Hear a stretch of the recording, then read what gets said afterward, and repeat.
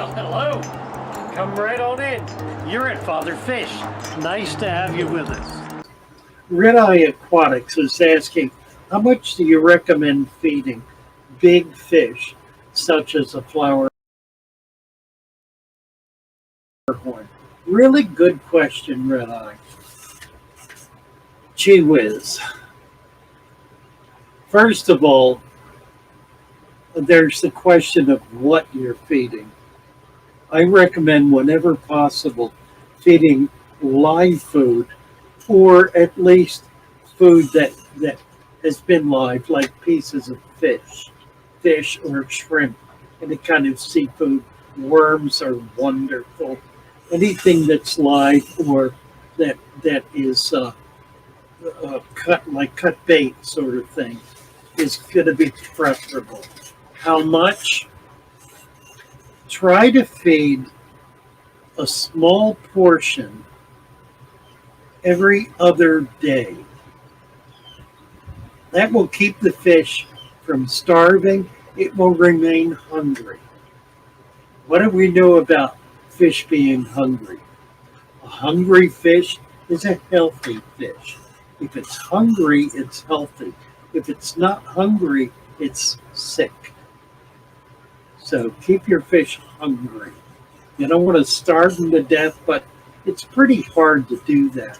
You would have to not feed for months at a time for a fish to actually starve, particularly a larger fish. Little fish, a little different. But larger fish, they've got so much reserve that they can go a long, long time.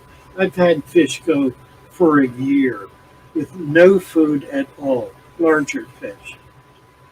And what I found, I had a Jack Dempsey once. It flipped into a little 10-gallon tank on the floor, lost track of it. There was a ray of sun that came in there every day that created some algae. I found that fish in that tank a year later, and it was healthy and vibrant. It had been eating the algae that was growing in the tank. So it was eating a very tiny amount of food, but it was enough to keep it healthy. So fish really do not require very much food at all to stay healthy. Just cut back and cut back and cut back. The problem with overfeeding is not that they don't eat it, they do. It's that they poop out so much that becomes that fouls the water. You're creating, it's like it becomes a toilet. That's probably the best way to understand it.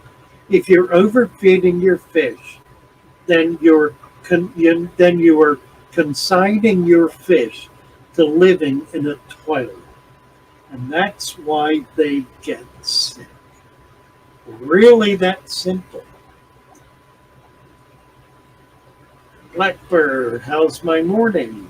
Pretty good. I'm feeling a little queasy. I was last night too. I think I need to eat something. I haven't eaten today. Patricia Powers. Will a water column algae bloom clear up on its own? Yes, it absolutely will. I have a bobby fish tank, but this has been going on for 3 weeks. I have tons of plants too. Patience is needed. LOL. Yeah, cut back on your light. It may simply be that you've got more light than the plants need. Algae is a secondary feeder. Also, look at ways in which you might have excess nitrogen and phosphate, nitrates and phosphates in your water column. Is there something that's causing that? Is perhaps dirt leaching in? Is there something else going on that's causing nitrates to be in the water column? Because lacking that, you're not going to get algae. So it's feeding on something. Try to figure out what it's feeding on. Whatever it is, it's more than the plants you have in their need because they grab it first. The algae grabs it last.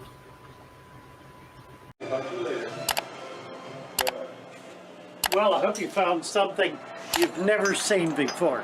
Have a great day. Nice having you with us. Come on back.